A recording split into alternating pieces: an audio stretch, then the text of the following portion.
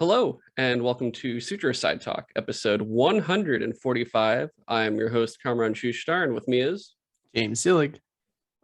We are back again, post-surgeries, post-Destiny, kind of halfway, and... It's never post-Destiny, it's always going. Yeah, it's not actually stopping. If anything, I've been playing more Destiny this week than a lot of other times. But yeah, we are here to talk mainly movies and shows today. There's no news this week that we want to go through, so that'll save us some time. Most likely this episode's probably going to be an hour long about, and this is Sutro Side Talk, where we talk about games and TV shows and movies that we're watching and playing, and then sometimes select news if there is any. Otherwise, that's pretty much the show. James, how are you doing this week? Pretty good. I mean, like, it was a weird week at work. So I work with like platelets, like human blood products and stuff like that. Yeah, you steal people's blood.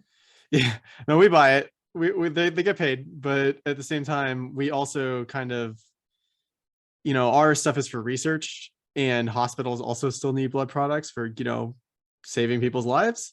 So sometimes they get priority over like our shipments and stuff like that. So there were like 2 days this week where we just like didn't have much to do because we didn't get any of the deliveries that we normally get. So it was a weird week at work. My manager retired, so that was an interesting Friday. And then this weekend I've been a little bit busier than usual. I just a few hours before this got my second COVID booster, so we'll see how I feel tomorrow. And I actually went for a test drive of a Tesla yesterday because I want to get an electric car because I just like, one, gas is super expensive right now. Two, I feel bad about how much gas I use in my current car because I drive a lot. I drive like 70 miles a day going to and from work. So it would be nice to have an electric car. And like beforehand, your car is old. Yeah, I have like a 2004 Honda Element. It's like, it's holding up, but it's definitely been giving me a lot of trouble over the last couple of years. And I'm like, I don't want it to just straight up die on me on the freeway. Sure. Yeah. Yeah. So I was kind of joking with myself before I went for the test drive. Like, man, wouldn't it be hilarious if I drive it and I'm like, damn, I need a Tesla now. And it fucking happened. All of a sudden, I'm just like, all the other cars that I was thinking of, I'm like looking up video reviews for them and stuff like that from people who have driven them and had them for a while. And like, it seems like there's so many caveats and compromises for some of them, like the E-Mustang or whatever. And there's like the VW I'm looking at that I'm just like, damn, do I even want to bother anymore? Or do I just want to get a Tesla? But at the same time, like when I was going over with one of the salespeople, like what it would cost if I give them like a bunch of money up front just to get the like monthly payments down, it would basically just like wipe out my savings over the last year. So I got to think about it. It's definitely a big purchase, and I don't like spending that much money all at once. It also would be like the first 100% brand new car I've ever owned. No, for sure. And also, weirdly enough, I noticed a week ago that Tesla actually has like a used inventory part on their website. Dude, used Teslas cost more than a brand new one. I couldn't tell you why. The only thing I can think of is because like the ones that they're selling might have like added features that like the base model wouldn't have. But like the cheapest one on there right now is like a 2019 model with like, like it was like under 20,000 miles, which is pretty good, but also it's like $60,000. I'm just like, why? So that makes no sense to me. I don't know. Basically, that's the weekend I've had. It's like some fun stuff. I got to drive a Tesla, and then also I got a COVID booster. So it's been interesting. It's been a busy week. Long story short. Sounds very much of an Elon time, considering the man's invading fucking Twitter and shit. Dude, that's the worst part. Is like I really like the car. And I like the philosophy of the company, like, advancing green energy or renewable resources and using like electricity instead of like gas or whatever. But I hate Elon Musk. I Yeah. hate him so much. He's such a dick. And he's not even like a part of the company anymore, but I know his personal wealth is also still tied to like their stock and stuff Yeah, like that. So I definitely. want to get a Tesla, but I don't want to get a Tesla because of that guy. And if you want to feel hate guilty about a Tesla, you guys just look up where they get the resources from and what they have to do to get those, and then Yeah, there's also you'll feel that. even worse. So there you Yeah. go. It feels like anything you do nowadays, there's like something tainting it. Yeah, It that's why sucks. you gotta pick and choose what you boycott. You can't boycott Yeah. everything. It's otherwise you'll live in rags probably. But you just pick and choose which battles you want to fight or are worth getting Yeah. behind and stuff. Like not letting George R. R. Martin get your money. If that's the most important thing for sure, more than anything. Fair enough. Yeah, not actually. That's not the most important thing to me. Obviously, for me, it's like Nestle and some other shit. But George, fucking George. Anywho, Where's that book, George? yeah, where's that fucking book? It all can go away, George. Just give me the book, and then give me the next book after that. That's not taking 20 years as well, like this one is. God, I don't think we're actually getting that last book for sure. That seems impossible. But anywho, all right. Let's get into what we're doing this episode, which we're talking Everything Everywhere All at Once. So we saw that movie in theaters, so we're going to talk about that together, and then we just have some pretty much random backlog stuff we've watched pretty much that we're going to cover afterwards. So hence our episode. We're not going to go too far into it. There's other stuff I can talk about, but not going to keep it too long or anything like that. So we'll keep it more restrained this time more than anything, even though I am feeling fine. It's not like 2 weeks ago where I was like, guys, we could do 45 minutes before I die. So yeah, so we watched Everything Everywhere All at Once, which was the movie starring Michelle Yeoh, and it was, it's an A24 movie.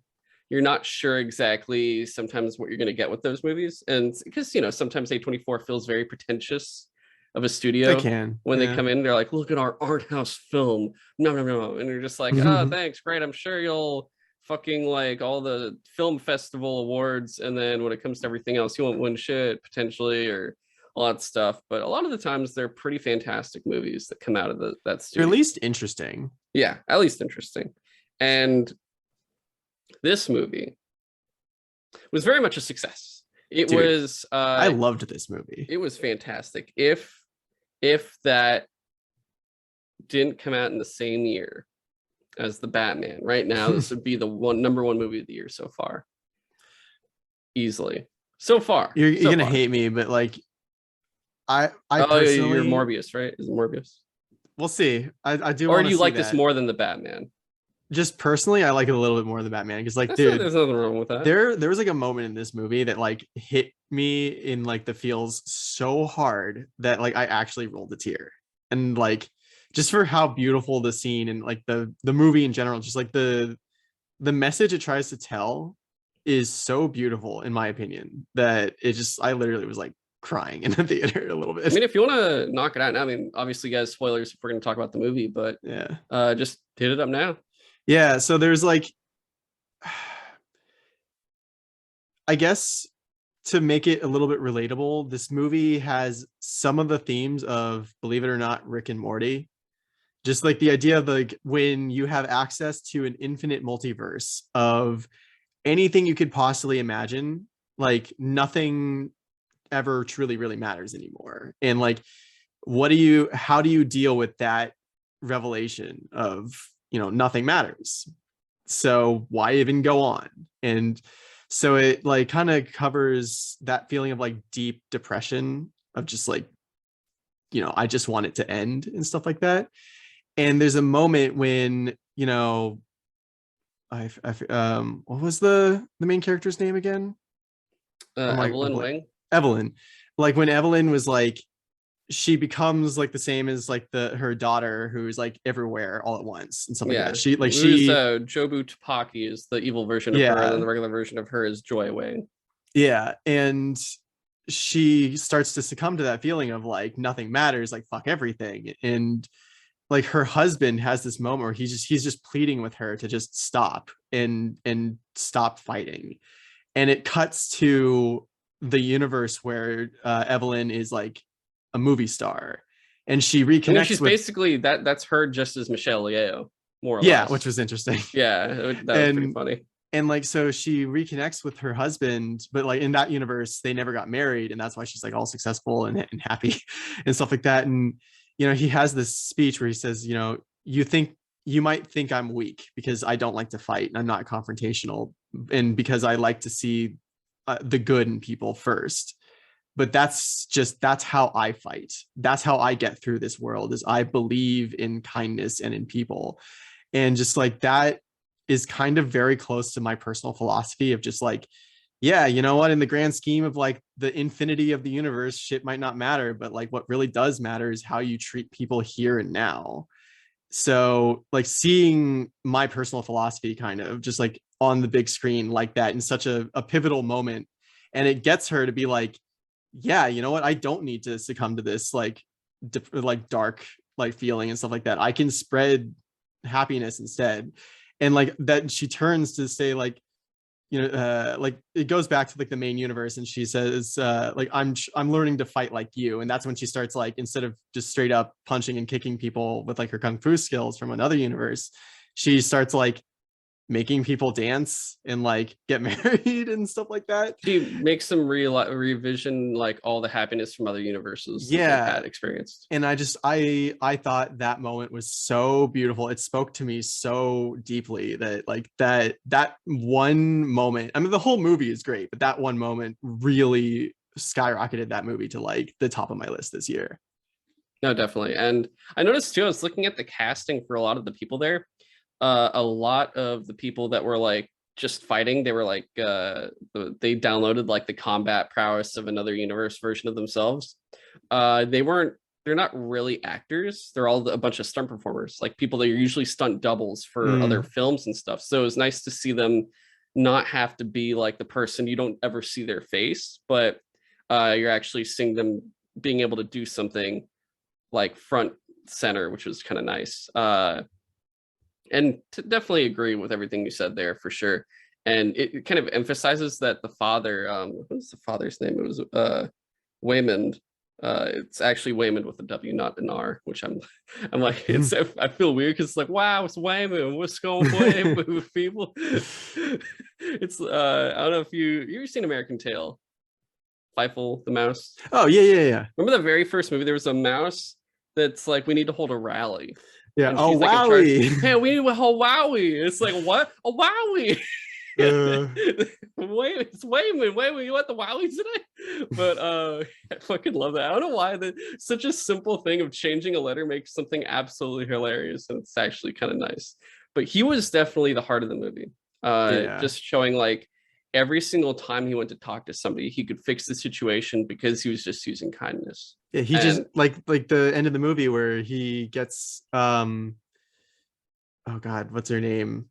The auditor to just like, well, it's Jamie Lee Curtis, but yeah, Jamie Lee Curtis plays Deirdre. Yeah, and he convinces I'm her not to even give gonna them, try to say her last name. Beaubetride. Fuck it, yeah, Deirdre. Let's just go with Deirdre. and it's like I love that that moment where like he's just talking to her, trying to like fix the situation, because like Evelyn is basically just like fucked up the situation after she was like nothing matters, and she looks back at her husband. She's like, oh, there's my husband probably making things worse again, and then he fixes it, and she's like, how did you do that? Like, I don't know, I just talked to her. Yeah, she's like, what did my husband say to you and stuff? Like she goes and asks her and everything. Yeah. And it's like I think that's one of the things I absolutely love about this movie, is that it's able to go to such deep, like important places, but then also have like weird, silly shit, like people trying to like jump onto like a butt plug, and like the hot dog cans universe was so weird, just like the way they dance and stuff like that. Also, the fact that one dude couldn't. I love that they're fighting, trying to stop them from fucking shoving shit up their asses, but the trophy, and you see the trophy, and you're like, no, it's not smooth. You don't put it up there, it's not gonna work. And just like the sheer, like, what's the word I'm looking for? Like the determination on those soldiers to be like, well, I gotta do this to fight this lady. Horrifying. It's so the dedication. funny. I applaud them for dedication easily. But yeah, like Michelle Yeoh is in it, and, you know, she's in so many things. Like she's got such a filmography record. I guess the newest thing, more or less, was Crazy Rich Asians, but she's also in Shang-Chi. She's the aunt in that. She's in so much more though. Like I'd say more of her famous stuff is like Crouching Tiger, Hidden Dragon, and everything else like that. Oh, that's how I recognized her. And hence, like, you know, she knows all that stuff as a movie star. She's like, oh, I'm a movie star, but I know all these skills. And it's like, yeah, she used to do a lot of the Chinese films and stuff. But the male lead, who was, you know, Waymond, was played by Ke-Huy Quan. And I didn't realize who that was until I realized who that was. And I heard his voice and I saw his face. And instantly that was another reason, besides the fact that his character steals the movie in terms of just like the heart. But he, as an actor, surprised me. Because Michelle Yeoh, you know what you're expecting with her. But for him, for those that don't know who that is, he is Short Round in the Temple of Doom. And he's the kid in Goonies that has all the little cool inventions and traps and doodads and whatnot. I loved him as a kid. He was fantastic. He was like the kid where you wanted to be that kid. Because he got to pal around with Indiana Jones. I wanted to be him. Dude, yeah, exactly. You get to be Indiana Jones' sidekick. So it's like perfect thing. If you can't be as a kid, that was the person you wanted to be. And then in Goonies, he's the one you want to be because he's got the coolest shit. Everyone else is fine and stuff and doing their thing, inhalers and whatnot, Sean Astin.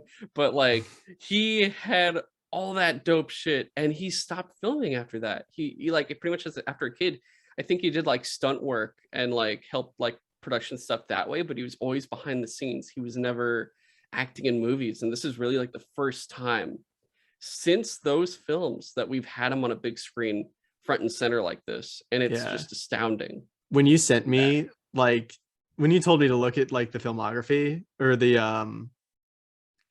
actor list or whatever, you basically, when you let me know who he was, I was like, what? Like, and it's like, again, like you said, it's just like once you know, and I like replayed a bunch of scenes from Everything Everywhere All at Once in my head, and I was like, oh my god, he does kind of sound like him. He does kind of look like a much older Short Round. Like, oh my god, it all makes sense now. You just listen to his voice as a kid and you hear him in this movie and you're like, oh my god, it's so him. It's easily him. His voice it's practically still the same. Like, especially older. Like they keep showing one clip in the trailers where like Evelyn like beats up a bunch of dudes and he goes like, wow, mom's really good. And it's like that line's like, oh my god, yeah, it's fucking Short Round. I didn't touch anything. You said not to touch nothing. The walls are coming in. God, no, it was fantastic seeing him. It's one of those things too, you know, obviously we just went through like the dumb bullshit Oscars stuff that's not worth even talking about. It's a waste of everyone's time. But like he had probably a great life where he just kind of stepped away from the spotlight. Like, you know, a lot of child actors went through horrid shit or everything turned out bad, but it poor Gary Coleman. Yeah. And for him, it seems like, oh, everything went nice. He just kind of had a good life, and now he's back and he's like, oh, I feel like acting. And he wants to be in Came back for a 10 out of 10 movie. He wants to be in another Indiana Jones movie too. He's like, I'm down to do it. And I was like, oh fuck, dude, they're doing another one. Like, what if they bring him back for like at least one? I mean, they can't do it for the new one because they already finished filming. That's fair. Yeah. And I'm pretty sure the like sidekick's gonna be what's her face. She's in Solo, the robot. Oh, the land that wants to fuck and make it. Phoebe Waller, I think Bridge. Phoebe Waller Bridge I think that's her. She's in it, and she's like she seems like she'll be like the sidekick person, and I'm pretty sure one of the main villains will be Mads Mikkelsen, most likely, which will be fun. But yeah, we're getting that, I think, next summer. I think that's like summer of 2023 because they keep delaying everything. It was supposed to be this summer. That's why I'm like, really? You'll took Indiana Jones away from me for another year. God damn it. Yeah, no, I'm pretty sure. Saving it for a rainy day. Exactly. Ain't no rain in California. No, that's not true. It's supposed to rain tomorrow. Thank God we need it though. Yeah, really. But yeah, he was great. Everything about him was fun. Like, you know, you had different versions of him. You had like the not the evil version, the like troubled universe where Jobu Tupaki comes The from. Alphaverse. Yeah, the Alphaverse. So he's like an awesome fighter. He beats the shit out of somebody with a fanny pack and everything else. And then, you don't think about why he's doing something weird like eating Yeah, like I chapstick. love And I love that he it just hits you starts later doing why. that. Like Yeah. he just does it, and you're just like, that's weird. And they explain it later that it's like every like to jump to another universe to get someone's skills, like you have to do something that'll like slingshot you to that universe or whatever. Yeah. And it could be something as weird as like, yeah, just like randomly eating like a roll of chapstick. Yeah. Otherwise, Michelle Yeoh's character, Evelyn, she was fun because, I mean, obviously she's the protagonist, but you get to see all her different versions and seeing all these other worlds, like the main one being like there's a B universe of, it's like the exact same universe as the real one, and it's just slightly different because it's like a jump forward in time where the IRS stuff didn't happen, so she's already like at the laundromat doing that party and stuff, and that's like kind of continues where we left off, whereas like her universe, it's like all fucked up because everyone's fighting still in the IRS building. There's her where she's Michelle Yeoh. There's the one where she's fucking hot dog, a rock, hot dog fingers, cook, and there's other versions too. I love that scene explaining like how the hot dog hands thing is real, and it's like way back in like prehistoric times there was like a version of humanity with just like weird floppy hands, and they survived. And that one, she has a relationship with Deirdre, with Jamie Lee Curtis's character, and they're just like, oh yeah, the fucking mustard and ketchup's coming out of their fingers, and I'm like, I can't with this. Like, dude, the thing that got me was just how when they dance, they just like slap their hot dog hands against their legs to make weird floppy sounds, and they do like, stuff with their feet. It's so funny. Oh yeah, they do shit with their feet. Yeah. Oh god, that's like, I was like, we watched it at the Alamo. This was the movie where I was most likely to get kicked out because of how hard I was laughing and how loud I was laughing. Dude, so many people in the theater were just like, no. Oh yeah, you're not, you're not just to like even yell or say things in the theater, but this one was straight up like you had to. You're like, no, don't do it. Like, please don't. Because you saw the trophy, you're like, don't put it up your ass. We don't want you to do this. Horrifying. Oh no, dude, the worst was the paper cut. The paper cuts. Paper cuts. Everyone in the theater was just like, no. That was dude, like the cherry on top of that was when he like reverted back to like the Betaverse version. He's like Evelyn, what's going on? I don't know what happened to my hand. That's like Zenitsu when he wakes up after fighting. He's like, who broke my legs? Who did this to me? Dude, you broke your own legs when you did your godlike speed. Oh god. The daughter is great. She was Jobu Tupaki. At one point I loved when Evelyn's just like, Jobu Tupaki, and you're like, oh yeah. It was a good time because it's like that whole thing of generation differences where she's a lesbian. She's going out with, I forget what the girl's name was, the other character, but she wasn't really that important. And like the whole thing of like she's denying who her daughter is, and just like I love the mirroring to Evelyn when she was a kid, and like she had that same thing of like, do I stick with my family or do I leave them? And it's like her dad straight up just left her, or not left her, but just like disowned her essentially. Like, disowned her for sure. Yeah, and just seeing all that. It's funny because a lot of families have gone through that, especially American families, because they're different types of ways and everything else. And I've seen my own family go through that kind of stuff, not like where it is like, oh, you're getting married like this, oh, we're not gonna deal with that. It's like, up the line, and then like they get married and then it's like, oh, it's fine after a while, and then they do the same exact thing of like, oh, you're gonna do this, I can't believe you're gonna do this. And it's just like, dude, you guys did the same exact thing. It's just a repeating thing, which is hilarious. Yeah. But it was crazy, and I'm glad like you get to see them understand each other and make up, as well as just like the regular version of her, and then also the Jobu Tupaki version of her as well. And you had the grandfather, who I'm pretty sure, I actually have to look it up because I heard I've seen him in so many things. Yeah, James Hong. He plays Gong Gong. He is he's Mr. Ping in Kung Fu Panda. He's one of the guys in Big Trouble Little China. I forget who he is in that. I could see that. Apparently he's in Turning Red. But there's a movie. Yeah. me see. I'm pretty I sure think he if I was the know who he shaman. is in a Disney movie, a very important Disney movie, I'm pretty sure he's in it. Let me find it really fast. Wasn't he But Cricket? what? Wasn't he in Mulan? He was. Am I He crazy? was. Okay, he's exactly what I thought he was. He's Chifu, who's the one that's like, you will all fight for the emperor. And Yeah. it's like the one where he's like saying when they're doing the girl worth fighting for, the short soldier's like, the only one who loves him is his mother. Yeah. And we're like, when he goes to take a bath, because all the other guys have been in there, that's when Mushu approaches him on the panda, and he's like he's supposed to be like a demon knight. He's supposed to Oh be yeah. an ancestor knight, and the panda's just like he eats like whatever he's holding in his hand. But yeah, I love that character so much. You must fight for the emperor.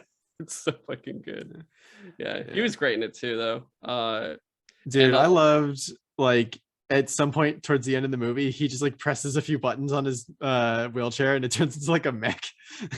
Dude, that was so great, and because that's just a regular version of him too, and the fact that mech still was able to do that, and it's great too, because you know the regular version of him only speaks Chinese, and then his alpha version, he's speaking English, and they're like, "What the I am not your fuck?" father. Yeah, it's so good. I guess that's really the main stuff about it, though. I'd say overall about the movie. Was there anything else? Well, actually, one thing I do want to ask: what was your favorite multiverse universe? I know mine, and I'll go all through the way through. I don't know. I might be like forgetting some of them, but like it's hard to say which one I like more. Either the universe where Evelyn is like rich and famous, and like her not husband in that universe is also like well off and he looks all suave and cool and stuff. Or because like I just like the aesthetic of that universe, but I weirdly like that hot dog universe. It's so weird. You're a sick bastard. It's like, again, you just need like help. I think it's like the added touch that their hands for some reason also shoot out like ketchup and mustard. It's like the weird cherry on top of like, yeah, that put a sells cherry on the top of that. You universe don't to want me. cherry with hot dogs and mustard. No, not really. But it's so, and also just like the interesting relationship between Evelyn and I keep forgetting Deirdre is so funny, and it's like you feel so bad when Evelyn like leaves her and Deirdre is just like, what did I do wrong? I'm sorry. So funny. Yeah. Mine was the cooking universe, where she's the chef. Oh, I forgot about that. And we have Raccacoonie, and she's like, you know that movie Raccacoonie? And you're like, what don't you mean Ratatouille? It's like, no, Raccacoonie, where the raccoon's controlling on his head. And I'm like, dude, no fucking way. Because all right, you gotta understand, for me, Pixar, like Toy Story and Ratatouille are my favorite Pixar movies for sure. And I'm like, they're not gonna do. And then I remember the trailer where they show a raccoon in a cage. I'm like, dude, are they gonna fucking do I completely forgot actual Raccacoonie? I love she goes and you see the dude performing better than her at the like at as the, soon as like, I saw Chang's or whatever, the like tail sticking out of his hat, I was like, wait, are they gonna do an actual Raccacoonie thing? Fucking pull the hat off, there's a raccoon. You're like, oh shit, the raccoon talks. And it was like it was at like the period of the movie where Evelyn like is starting to succumb to the like nothing matters thing. So she just like, in that universe, her boss chewed her out for not doing as well as the other guys. So she just like walks up to him and rips the hat off, and he's like, no. And they like, they put him in the cage. But I love that when the raccoon talks and he's like, she's seen us, she has to be dealt with. Yeah, he tries to kill her. It's just like the look on the guy's face when she like walks into the kitchen and sees the raccoon like pulling the hair and everything. He's just like, you can't tell anyone.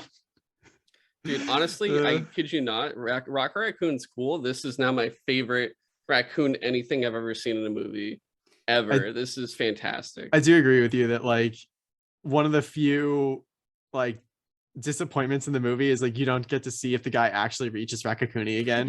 I wanted to know. I needed to know. I think it's like implied that she helped him get back. Yeah, but you needed to see it though. That's the thing. Yeah. And yeah, it's so good. She's like on his shoulders, controlling him, like, I'll get you to do it. And And he's then like, I can't do it anymore. And then she starts carrying him. And I was like, oh, yeah, that's and so he's like, sweet. pull my hair. Uh, Make me go faster. yeah. It's so freaking good, dude. This movie, I think the thing about it is the reason it's so good is it's besides the fact that it's multiverse and stuff, it's a melting pot of emotions and like Oh like yeah. it goes through where it's like you feel very heartfelt, you feel sad, you feel happy, you feel comedy. It's hitting all these more or less different types of genres, and it does them so well where it feels incredibly natural, and that's why this film like succeeds where it does.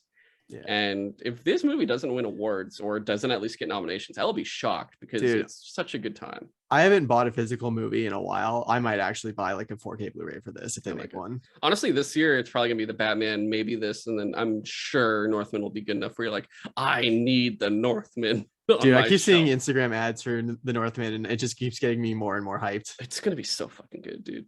Yeah, but yeah, that's everything everywhere all at once, and it's such a good time. I implore you guys, Definitely recommend. yeah, if you've seen Batman at least twice, you can go see this movie. If you haven't It's if you've only slightly seen Batman once, go see it a second time at least, and then go see this movie. yeah. Everything Everywhere All at Once is slightly shorter. It's only 2.5 hours instead of 3. Slightly shorter. Yeah, fucking long ass movie too. But you don't feel it. You don't It feel it too doesn't much. feel long at all. Like I Yeah, was totally engrossed the entire time. yeah, no, it was really great. But on to our individual things, and you just have one or multiple? Yeah, I just have one for now. Like all the other things that I have left on my list that like mostly because recently I just keep going back and forth between Destiny, which we already said never Yeah. ends, and Horizon, which also very long. Like, dude, the last few days I haven't even like done a mission. I've just been going around hunting things to upgrade my shit before I go on to the next mission. Oh, for Horizon. It's yeah, dude, it's so easy to just get distracted doing that and then Dang. realize shit, I've been playing for hours and I technically haven't really done anything to progress the story. Shit. I'll say like right now, honestly, in Destiny, I've just been grinding this week because it's double Vanguard and double Infamy this week, and Grandmasters came out. I need to play more So the thing is too, you can do all 6 grand, like you're allowed to do one of each Grandmaster at any point, and once you do them, then like once you've done them all, you're then just you're succumb to just doing that one Grandmaster a week, whatever it is, whatever Nightfall it is that week, basically. But you're allowed one completion of each Grandmaster, unless you're like in someone else's fire team and they need to do it or whatever. But I'm like, I want a Guild Conqueror this week. I want it done this week, even though it's GMs just came out. I just want it done already. And I also want to do both resets for Vanguard and Gambit, because I want to just get the seasonal weapon and the ornaments and just have it all done. Right. And by the time I do the 2 resets, I should be done gilding Dredgen as well. Should have my 2 gildings done, and I just want it. I'm like, cool, I just want to have it done now, so I'm not doing it for the rest of the season. Just like Iron Banners next week, I'm gonna be doing that just with all 3 characters and grinding until I get my 2 Valor resets. So I just have that done as well. I'm just like, I want it finished. So yeah, just because of those 2 ongoing things, I don't have too much to add to my list of things to talk about. I do want to talk about Severance this time, which that season just ended. My God, it's good. But also, everything else though on my list still is just like shared stuff. So you wanted to talk about the South Park specials if we get to it, and then everything else is like DC stuff that we want to cover for the DC show, and some other things. So I'll start off with the South Park COVID specials, and it's a very interesting 2 specials. Each one's like about an hour long, more or less, and definitely I think it's either an hour or less, pretty much, but they are the future. So they time jump, and it's like, oh, COVID's still more or less happening, and they're all adults now. And it's very interesting. Like, Stan is a whiskey reviewer online, and he's pretty much incredibly like his life sucks. And you think he lives with this wife that they have a terrible relationship. It turns out Alexa is so advanced that there's like a hologram Alexa, but she's like a Did I miss these episodes? these are the Paramount Plus specials. Oh shit, yeah, that's why. Yeah, they're it's straight up like she is supposed to be real, so she's always like, oh my god, so now you're like this, and it's like half the time you're just like, shut up, but the other half the time you're like, dude, she's right though. Like, and the thing is, what betrays it is she'll say stuff that makes perfect sense, and then at the end she'll be like, oh my god, and he's not talking to her, and she's like, well, would you like to buy these products? Are you interested in these? Because it's still Alexa and it's still fucking Amazon. So the whole time it's like ad, and you're just like, god damn it. And like, the way to make her stop being angry at you is you have to actually purchase things, and Oh you're my just like, god. oh fuck, the future is horrible. There's people, they did a silly thing where people that work in certain places have strange like cotton hats that look like Spaceballs helmets, but they're just like cotton, Interesting. and they never explain it. They're just like the guy It's that's just the host supposed to be at like Denny's, feature fashion or the something. doctor, whatever. That's just what certain employees that work at certain places wear. It's Weird. it's just like a thing that they're just like, yeah, the future is silly. Like, that's pretty much more or less what they're trying to say there. Alright. And it's hilarious because the whole thing is like they come together because Kenny died. And the only one that really lives in South Park anymore is like Kyle, I think. And Kenny looks like this like dude in a Hawaiian shirt with a beard and shades. And he like has, he's a famous scientist, so he has all these different women and everything. And it turned out he was trying to do like a time machine to go back to stop everything from happening where COVID gets out of hand. Not And Cartman? no, it's Kenny. Kenny's trying to do all this. Weird, because there's literally an episode previously where Cartman supposedly became the CEO of like a time travel company. Yeah, no, not this. No, in this one, Weird. Kyle just like lives in a house by himself. He's like semi-successful, I guess, or something. He's just like a regular average Joe, and him and Stan aren't friends anymore because of something. And then Cartman is a rabbi and has a Jewish family. Yeah, it's a legitimate thing where he somehow converts to Judaism, becomes a rabbi, has a Jewish family, and like there's a whole thing where like What does Kyle say about that? well, they get quarantined because they're like, oh, there could be, potentially a variant here now, and also apparently one person isn't vaccinated in your town. And so like Cartman's like, can we stay at your place, Kyle? And all the kids like, please, Uncle Kyle. And over time, all the kids are just like, fuck you, Kyle, fuck you, Kyle. And you're just like, what the, they just all learn to be like that. And it's so fucking hilarious. But more or less, they try to work together to figure out what the hell's going on. And, they meet all their friends again. They're all adults. More or less like Tweak and Craig are still a couple.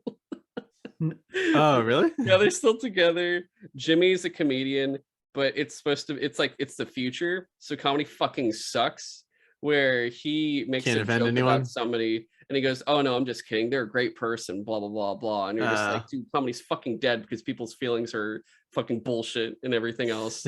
So like it's all of that. And so you got like hat people, there's super like Amazon everywhere, comedy fucking sucks, it's all these different things, COVID's still around, and like they're more or less living normal until they're like there's a variant, and you see everyone freaking out when they say that.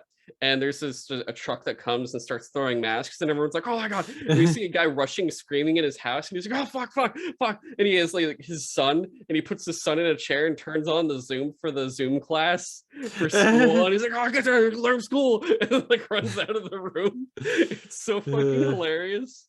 But they learn like, oh, he worked with like one guy, but he's in an asylum, and it's like, what's his name?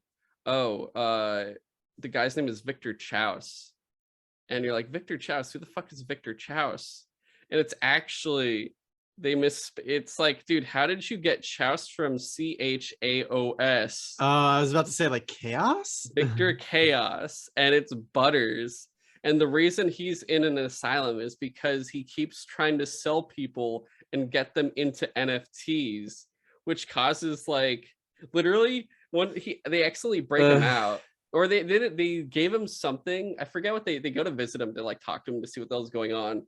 He breaks out and he leaves like a path of carnage because he'll like tell people about NFTs and they become like insane and start killing themselves or each other. And some people are like going in the hospital. It's like, I've lost everything, but I have this cool picture of a clown. That's like a fucking, it's so fucking good. And it's like, oh yeah, fucking stupid ass NFTs, which, you know, I don't know if you guys know how I feel. NFTs are fucking stupid. Yeah, and they're bad for the environment as well. It's like there's scam. It's disgusting. But I would like to think that there might be some use for blockchain technology, but like NFTs are just so fucking stupid. Yeah, no, I hate it too because there's certain people I like that I know that started using it, and there's like a small amount of me that's just like, I get what you're trying to do and you want to make money, but there's that much respect I've lost because of that, and I'm just like, come on, you know exactly what the issue is, and you still did it anyway. Yeah, I just hate like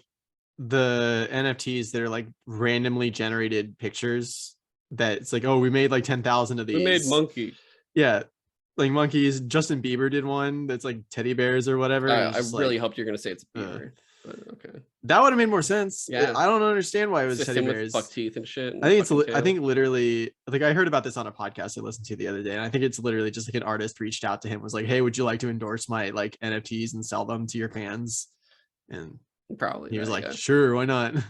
I think my favorite thing is on Twitter, you know, if they actually bought one, they'll make it their profile picture, and they'll be like, hey, post the last picture you saved in your camera roll, and it's just people posting the NFT that's in their profile. Yeah, it's so fucking good. You know, I think it's gonna be the worst thing is, I bet you anything that the social media spaces are gonna crack down on it, and they'll actually do patrolling of like, do you own this NFT that you're using the picture of? I bet you anything that'll happen eventually. I could see that, because I think Instagram's supposed to get into NFTs too. Well, especially since Instagram, I could see doing that, but like Twitter recently, like if you use an actual NFT for your like profile pic, it like changes it to a different shape, like border, so you can know who has a real NFT. That makes sense. And so but I guess back to South Park, Butters is more or less a piece of shit, and he's got like a mustache too. It's hilarious. And the best part is it like a Snidely Whiplash mustache? He's just like, buy my NFTs. No, it's not that long. But you know what the best part is? When he still goes to the bathroom, he does the thing where he pulls his pants all the way down and lets the shit. It's the same Butter. He's just doing it. I'm like, yes. All the parents are old people, and they all were thrown into the care facility, and it turned out Stan and his dad don't talk to each other anymore because Stan accidentally killed their parent, like the family. He was so pissed at his dad with the weed, like, you know, Integrity Farms and shit. He was so angry at him that he basically set the barn on fire. He didn't know Shelly was in the barn. Oh, so shit. He accidentally kills his sister, and their Sharon was so grief-stricken she killed herself. Jesus. They never show it, but they talk about it, and you're just like, God damn, you know, obviously they blame each other and stuff, but eventually like they make up, and there's like, it's a two-parter, of course, so like they go through like, oh, you know, Integrity has a whole piece in it, and it's all this bullshit. Cartman wants to stop them from going back in time because he's afraid he'll lose his family, which makes sense, and he doesn't want to he wants to stay a good person. So also the one person that's not vaccinated is Clyde, and in the future Clyde's just like an overweight guy. It's just like, you know, they're just the evidence never added up, so I just didn't believe in it. And then they were just like, fuck. And the worst part too is like they tried to get the help of the federal government and like the army to like help them rebuild the time machine and stuff to make it work and everything, because all the group was there. Wendy was there too with some guy that's supposed to be successful, but you know, she's not supposed to care about him. Eventually like her and Stan will get together or whatever. But and then Tolkien's there too, and he's supposed to be like the black character from It. I forget what his name was, but you know that guy in It. That he gets the group back together. He's like, hey, I know the character. I don't know his name. But yeah, you know that guy. Yeah. He's supposed to be like that, but he's like a detective, and he's like, hey guys, I wanted to let you know this thing happened and blah blah blah blah blah. And so he's like supposed to be that character. And Butters gets like at a certain point, I think Cartman talks to Butters because Butters gets in there and then starts talking to them about NFTs, which really like makes them stop working, and they're just like, oh guys, I'm so sorry, I don't know what happened, but now I have this fucking picture. uh the best thing though is Cartman gets Clyde to go back in time to go kill Stan, Kenny, and Kyle, or no, Stan and Kyle as kids, so they can't change the future. And I think he says something like he uses like QAnon conspiracy stuff to get Clyde to do it, and then he feels bad. Or no, they're supposed to kill the past and future versions, because future Stan and Kyle go to the past, and then future Cartman comes there, and then he kills Clyde to stop him because he feels bad, and he's like, I can't do this. We'll see how things go. Maybe if I stay true to myself, I'll be able to find my family, like do it again and be a good guy again. And like they go through, and it's supposed to be like it's like you ever watch It's a Wonderful Life? Yeah. It's Pretty like sure. that, where Stan comes home and he was like in the army, and they're like, hey everybody, Stan's back, and he's like, hey, and Wendy's like, oh my god, you look really great, Stan. And you can tell like they're gonna get together. His sister is still alive, his mom's still alive, and Kyle's like a successful guy, and he has a family instead of Cartman. And they're like, Uncle Stan and everything else. And Kenny's there, and they're like, where's Cartman? Cartman's a homeless guy outside that looks fucking crazy, and he's like, fuck all of you guys, fuck you guys. And they're like, oh, I guess it didn't work out for Cartman. But overall, it's a It's kind of fantastic, sad, but also kind of funny. it's incredibly sad and funny at the same time. Yeah, you're just like, oh, Cartman's not Jewish anymore, I see. And it's such a good time of two specials that go back. It's like a two-parter, and together they make like more or less a movie. And the fun thing about it is it feels like you know how we were talking about when they did the COVID specials before, they were fun, but they could have been entire seasons because there wasn't, it felt like they at least got more of that into it, that made you feel a little bit better, because you're like, well, at least now they gave us more of like COVID stuff, so you don't feel as like they skipped it all and everything else. Obviously there's still a lot of things they missed, but more or less they did a great job, and it worked out because it's like, oh, we got to see them as like adults, which was really fun. And it works out because it doesn't interfere with the shows. So if you just watch the stuff on Comedy Central, you don't have Paramount Plus, you're not necessarily missing anything. But when you do get a chance, you could watch them. Just know, of course, there's like at least 12 more specials that are supposed to come out eventually over the next few, multiple years and stuff. So I don't know what they're going to do with those, because obviously these were future, they were adults. I don't know how intertwined the specials will be with the like seasons and stuff. Whereas like, they just had a season come out now, and I actually don't know if the season ended, because there was like only like 5 episodes. So I don't know what happened. I don't know if be it's on like HBO Max? It's on Comedy Central right now, but eventually they'll come to HBO Max. Okay. For now, it's like that actively airing, which I was like, well, what? That's why I haven't seen it. Why aren't there more episodes? I thought like it's not a 5-episode season, is it? It's kind of sad. Or if it's like a mid-season thing or something, because at least they usually do like 10 episodes for a season nowadays, I feel like. But we'll see. But yeah, that was the COVID specials, more or less.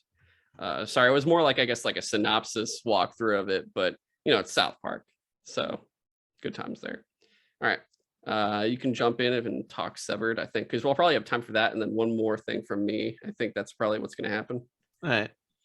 So I think it's called Severance. Severance.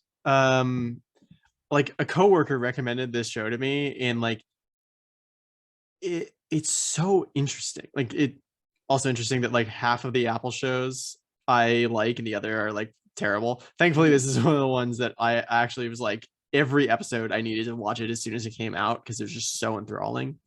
So the basic concept is like, in this world, there's a procedure that's been developed that lets you put like a microchip in your brain, and it lets you essentially segment your memories. And what it's used for primarily, at least in this show, is like separating your work life from your like free time, I guess. So the idea, at least for the people that opt into it, is like you don't have to deal with like being stressed about work because you literally can't remember it at the end of the day. Like you basically just go into the office in the morning, and then to your perception, you're just like done like as you're getting out of the elevator, and you're like, oh, okay, time to go home. But the flip side of that I didn't even think about before I started watching the show is that means that the version of you that goes to work also never gets to experience the outside world.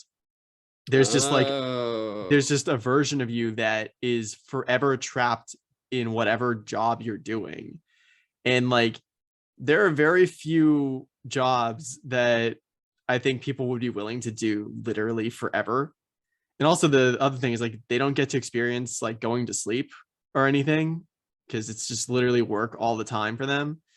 And it's just like part of the mystery is also like what the hell does this company, like Lumen is the name of the company that the main character works at, like what do they even do? Because like there's a lot of weird shit that goes on that like the department that the main character works in is like 4 people, and it's called like macro data refinement. And they essentially you're just supposed to look at screens with like a bunch of numbers. And it's really weird because like the computers that they work on are definitely meant to look like, you know, old boxy computers with monitors from like the 80s and like early 90s and stuff like that. But the things that are being displayed on the screen can't possibly be from operating systems that old. And like they're basically told what they're doing is refining some data, but they're not told what the data means or what it does. And like somehow the only way they know how to refine the data is like they'll stare at the numbers for long enough, and then like some numbers will make them feel different things. Like when they're supposed to put like a cluster of numbers in like a certain file, like sometimes they'll make them feel like scared or uneasy. And it's just like that's a really weird concept. And then like throughout the season they start to like explore the office that they're working at. There's like weird shit, like they find a room where some dude is just like taking care of a bunch of baby goats, and he's just like screaming at them like, you can't take them yet, they're not ready yet. And it's so weird. Like I don't want to, I mean I know we usually do spoilers in this on our show, but like a lot of what makes this show so intriguing is the mystery of like what the fuck is even happening. And it's just so interesting to see, you know, the work persona of like the main characters trying to figure out a way to like get out or to get messages to the outside, because there's also weird technology where like they can't hide messages in the elevator that they use to get out or to leave at the end of the day. They like basically they do a really good job of making it so that there should be no way for them, the inside personas, they call them innies, there's no way for the innies to get messages to their outies or to anyone on the outside. And so it's cool to see like, oh, are they going to figure out a way out? And then like at some point in the season they find out there is a way to like turn off the chip or to like flip personas outside of the office, and like it's called like overtime protocol or whatever. And just like the last episode is them using that to try to like find someone that they think they can trust on the outside to tell them what's actually happening and like what their like existence is like. And just, dude, that last episode is so stressful. And just the my only complaint is that it ends in such a cliffhanger that I was like, it's one of those times where I'm just like, no, how do you end a season there? I need to know what happens now. Damn. So it's just like Ted Lasso being one of the like absolutely must watch shows on Apple TV. I would absolutely recommend Severance to anyone. Like it's so. And this is on which? This is Netflix or? This is on Apple TV Plus. Oh, this is also Apple. Okay. Yeah, like that's why it's like again so shocking that like, oh, Apple actually does have like one more really good like must watch show. Like Not every one of their shows is like that, but every once in a while, I guess they can pull it off and just get like an absolute banger. And like I don't think I've seen a show in a while that like literally, other than like Demon Slayer, where I was just like, I need to watch each episode as soon as it comes out. Like that's how good Severance is, at least not for me. I absolutely enjoyed it. Okay, nice. Well, I've been waiting to activate my 6-month PlayStation 5 Apple TV How'd Plus. you watch Ted Lasso? You know how I get the screener stuff? Oh right, you mentioned that. I forgot about that. Yeah, so that's how I watched it early and stuff. But I'll refrain from saying more of that. Yeah, no, fair enough. Yeah, but yeah, that's awesome though. I'll take a look soon because I know. I mean, like, I guess I'm so into all these other streaming. Like right now, I've actually been trying to like take down stuff out of like Netflix, and I ironically been rewatching the Proud Family show on Disney Plus. Oh yeah, because I loved that as a kid, and now they have the new show. It's like a spiritual. It's like a Louder and Prouder, and I'm like, I just want to rewatch the whole thing just to see it. And I'm like, I don't know if I'll probably talk about it all here when I'm done with it, but like all of it at once.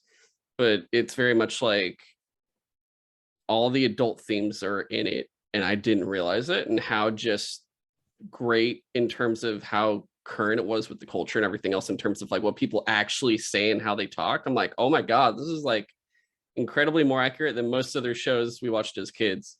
It was insane. And I was like, damn, this is hella current for that time. It's actually better than it was when I was a kid, which is really fun. But we'll get to that. I guess later. One more thing about Severance. Yeah. John Turturro's in it. Oh shit. Okay. Dude, I started watching it like right before we watched the Batman the first time at the Alamo, or for me. And I was just like, it was so jarring seeing him in Severance being like a mild-mannered, like his character in The Office is basically like the rules guy. He's like, oh, Mark, I see that you removed this picture from your desk. It's regulation to have that. And then you see him in the Batman and he's like, yo, I maybe murdered a dude for your dad. How you like it, huh? Said Carmine, scare the living hell out of this man. Yeah. Put the fear of God into this. Yeah, that's what he said. So, dude, John Turturro is such a phenomenal actor. Like, was that him in Transformers? He was also in Transformers, yes. Yeah, that's probably his best role. Dude, there's like a storyline in Severance where he falls in love with like another dude in the office, and it's just like, oh, played by oh god. I'm gonna have to look it up because I'm blanking on the name, but like you would know him. And it's just like, yeah, he played Bert. if you're looking it up. What was like Bert and Ernie? Wait, was it Adam Scott? No. Wait, this is the Adam Scott show. I know you're talking about now. Okay. Let me look through. Not Christopher Walken. Yeah, it was Christopher Walken. Oh, it's That's who it was. Dude. And it's like, it's so funny to see like John Turturro and Christopher Walken in a relationship, but it's one of those things where it's like, these personas have only been alive for like a few years at this point, technically, because all they've experienced is this office. And just like to see them start to make a relationship and then it ends so tragically. Like, dude, I'll watch it eventually. I cried so hard in that episode. Damn. Okay. Like this show takes you to some emotional places for sure. All right. I believe you. Yeah, for sure. I'll blast through one more really fast. Okay. I watched Jurassic World Camp Cretaceous season 4. And yeah, you keep recommending them. I've said before, this animated show for kids is better than both Jurassic World movies, without a doubt. It is actually that much better. They tie into the both movies, where I think I said before, the first season takes place simultaneously with the first movie. All the shit that happens with it, and then season 2 is pretty much in between. Season 3 gets to the point where it's the beginning of Fallen Kingdom, where they go back to the island to recover the Indominus Rex DNA, and like that dude's still in the helicopter, and the Mosasaurus just comes up and gets him, even though he gets away from the T-Rex, if you remember that. Oh yeah. That's in season 3. So that part happens. They're That like was so there. funny. But it ends with like them getting away on a boat, and it seems like they're actually gonna make it out finally. And then like the Mosasaurus fucks with them, so they the boat starts failing, so they have to come back to the island. Oh no. They finally leave Isla Nublar. So they finally get the fuck out.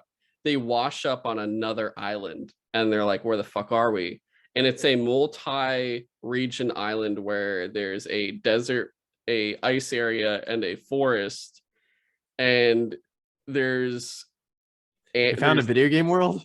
no, but it's crazy because they got the dinosaurs from both, I think maybe Isla Nublar, but also they went to they bring in Lost World Jurassic Park into it, the second movie from the original trilogy. They got the dinosaurs from there and brought them to this other place, and it's the rival DNA company or whatever. So like, you know, it's InGen or something Yeah. that does all the stuff. This is Manticore, I believe is the company's name. Interesting. And this is their island. And they have like a scientist woman there that's working on stuff. And she's actually really nice. And you're like, okay, she just thinks she's doing science stuff. She has no idea of like all this potential ulterior motive shit. She just thinks She doesn't know about Vincent D'Onofrio being like, we could use these raptors as weapons. More or less. But it's great because it brings in a bunch of the dinos from Isla Sorna from Lost World and Jurassic Park 3, okay. which both of those movies take place.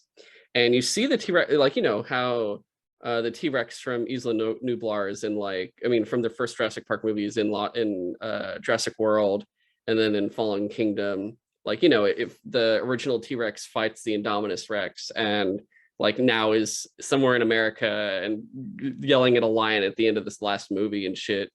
But now it's the T-Rex from Lost World and the baby T-Rex from Lost World. And that baby T-Rex is older now. And you're like, oh shit, so there's like two T-Rexes here. You don't know what happened to the third one, like, because there are two parents. Yeah. So they're, I don't know, it's one of the parents, one of the two parents, and then the baby. They have like the raptors from that island are there. So it's different raptors entirely from the ones like Blue and stuff from the original island. And they're like in the forest area. In the desert area, they not only went that far, but they created their own shit. And they're like, what the fuck is that thing? That's not a dinosaur. Oh, that's a fucking saber-toothed tiger. And there's like a saber-tooth there for a bit. And I can't remember if it died. It did die. It got eaten because they put something bigger in there, I think. Okay. They brought in, guess who, from Jurassic Park 3. Is it the Spinosaurus? They bring in the fucking Spinosaurus, and you're like, oh shit, the T-Rex killer. And it's so, you're like, oh my god, they actually fucking did it. And it's so cool that they finally tapped that resource, because you think, oh, maybe they'll use them in the other movies, and they never do. And it's cool because he never came back. It never came back. It never came back. And it makes sense because I was trying to figure out, well, how are they going to do this where I guess the show ends with them getting off the island before it explodes for the volcanic eruption that happens in Fallen Kingdom. But now they've changed the equation where it's like, okay, so this is now potentially happening during the events of Fallen Kingdom, like somewhere like, I guess, before the eruption, because I feel like at a certain point, they'll probably feel like, what the fuck was that? Oh shit, the island's erupting over there. It's a good thing we're on this island, but that's crazy. Oh shit. And you know, characters develop, they're getting more and more like closer, some develop relationships and stuff. You know, it's kid shit. But one of them, his name is Kenji. His dad's supposed to be like this guy who was a rich investor in the park when it was Jurassic World, which is why he was there in the first place with the other kids. They each were there for a reason. He was, my dad got me in. And right. It turns out at the end, you find out, because there's one of the guys that comes to the island besides the scientist girl that's there is this guy that controls all these robots. He's like a tech genius, and he's like a piece of shit. He looks like some nerdy guy. I think his name was Cash, but he's like this nerdy guy who hates losing. He's like the ultimate sore loser, rage quit type gamer guy who just has this job and gets pissed off at the slightest thing. And he's literally a guy you want him to die. You're like, I want to watch this guy die, whether it's on or off screen, because they do kill characters. They're not afraid to do that. And he controls these weird looking robots that can put dinosaurs to sleep, but they also shoot like weird fucking like electro or laser beams and attempt to kill the kids on multiple occasions. And it turns out his boss, that's like the head of Manticore, is in fact Kenji's father. And they find him at the end and he's just like, Dad. And the whole thing is like, you know, his dad ignores his son a lot. The whole thing is like he has dad issues because his father's never actually there. He's like, yo, my dad's a rich guy, but really he never pays attention to me. So I feel highly neglected. And it ends like there. And you're just like, oh shit. So the 5th season's going to like deal with all that kind of shit. And it's going to be very interesting.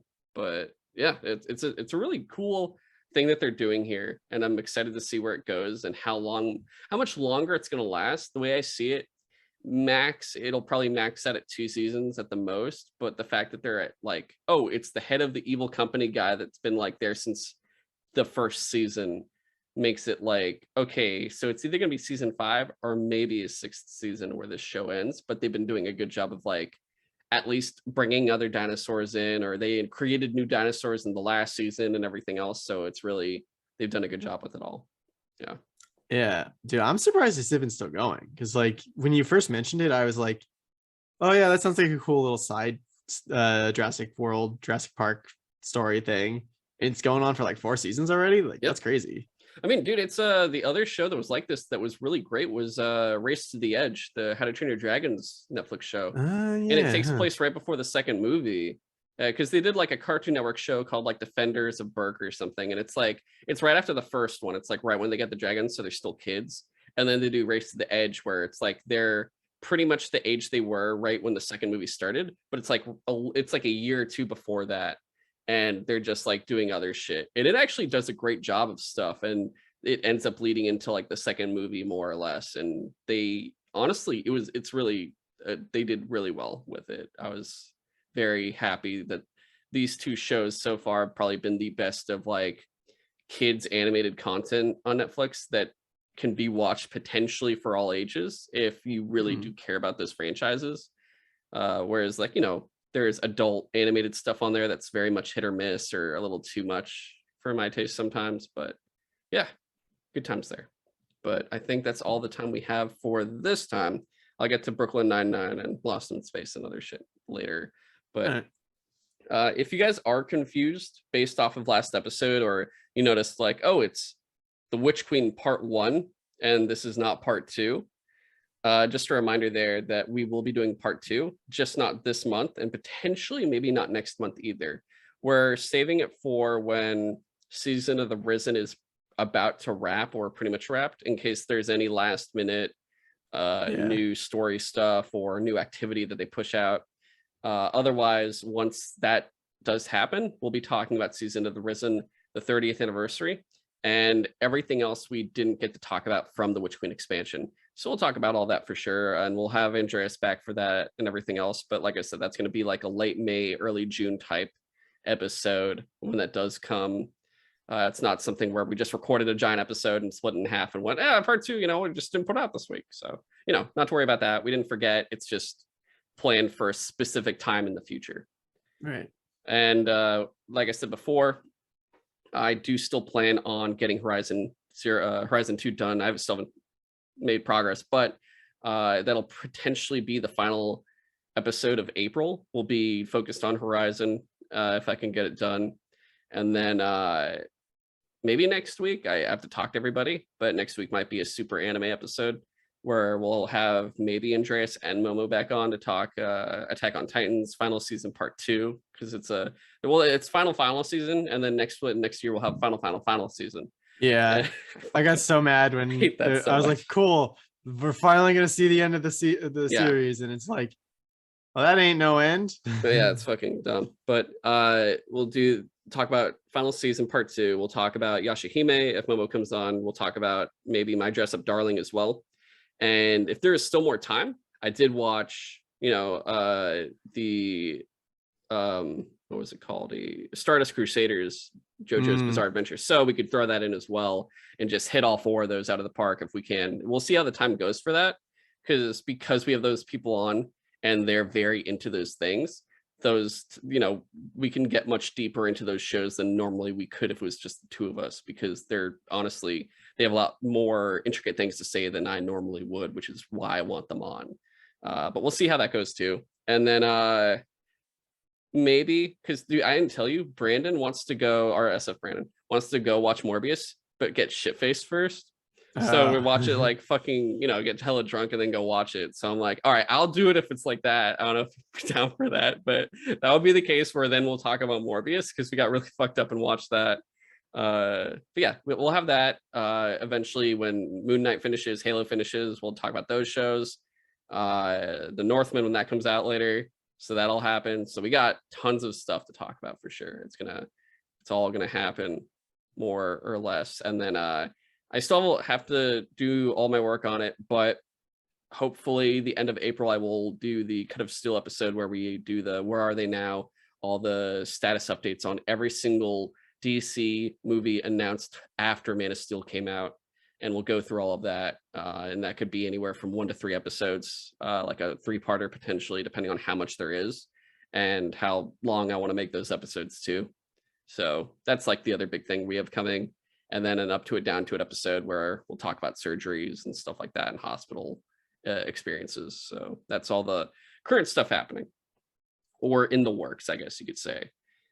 Otherwise, that has been Sutro Sidetalk. You can follow us on Instagram, Twitter, and TikTok at Sutro Sidetalk. Currently, right now, we're just active on Instagram until I get some other things done. Like I said, it's taking some time. You can follow on multiple different platforms, YouTube, podcast platforms, it's all there. If it's, you know, give us a subscription, follow us, all that kind of stuff, it's all free. But if it is Apple Podcasts, give us a 5-star review. If it's Spotify, if you can rate us, or if it's YouTube, you know, give us a like besides the subscribe for those episodes.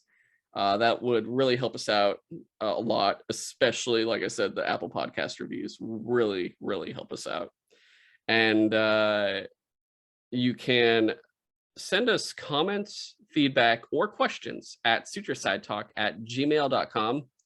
Once again, it's the title of the show, sutrosidetalk@gmail.com. And if you want to send us a question that you want us to read on the show, we definitely will do it, unless it's super ridiculous, then maybe not. But most likely we'll probably read it and, you know, make that a little subtopic of the show. So don't feel shy, just do that. If you want to be anonymous, you can totally do that as well. We won't read your name if you don't want us to, all that kind of stuff. But yeah, oh, and of course, follow James at InvaderJim124. Follow me at GoGoComzilla on Twitter. That has been the show, guys. We will catch you next week. So long. Thanks for listening.